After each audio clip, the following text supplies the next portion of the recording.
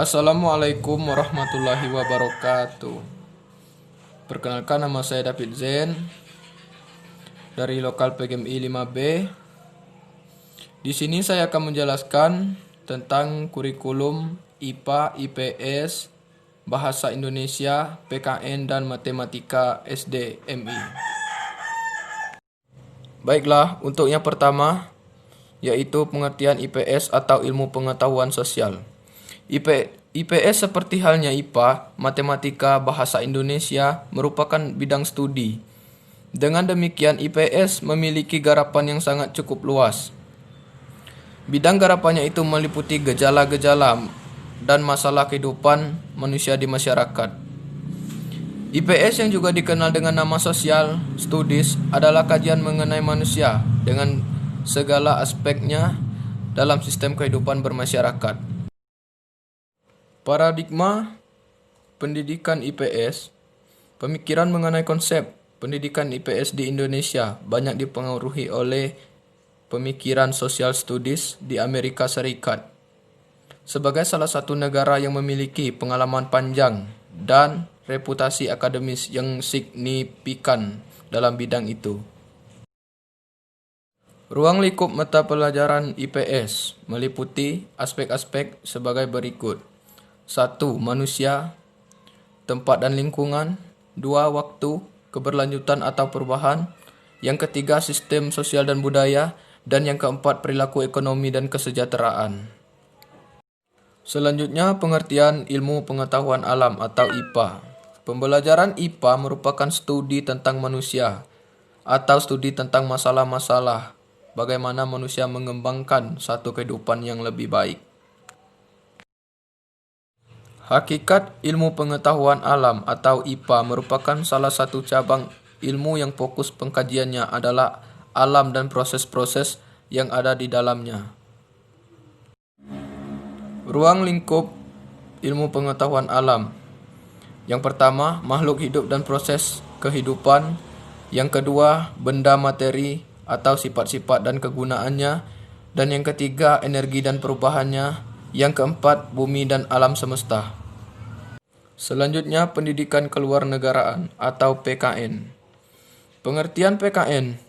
Pendidikan keluarnegaraan dirumuskan secara luas untuk mencakup proses penyiapan generasi muda untuk mengambil peran dan tanggung jawabnya sebagai warga negara.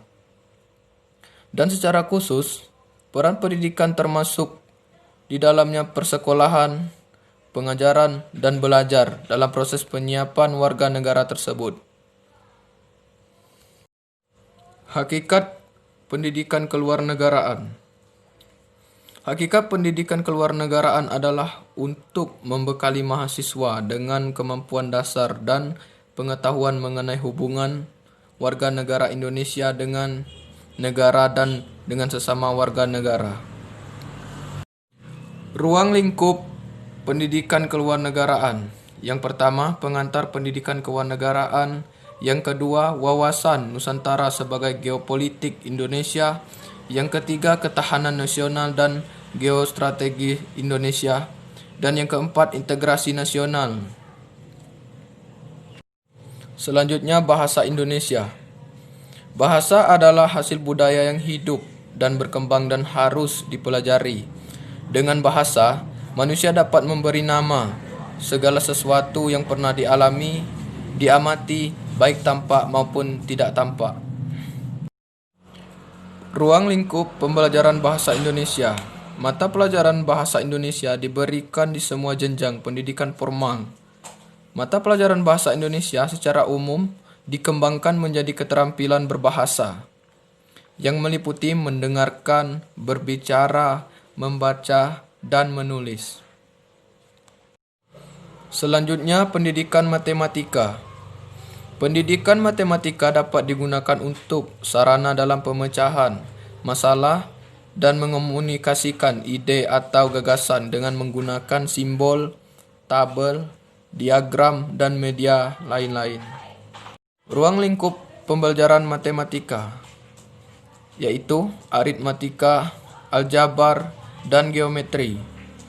Kompetensi dalam bilangan ditekankan pada kemampuan memahami konsep bilangan bulat dan pecahan, operasi hitung dan sifat-sifatnya, serta menggunakannya dalam pemecahan masalah kehidupan sehari-hari.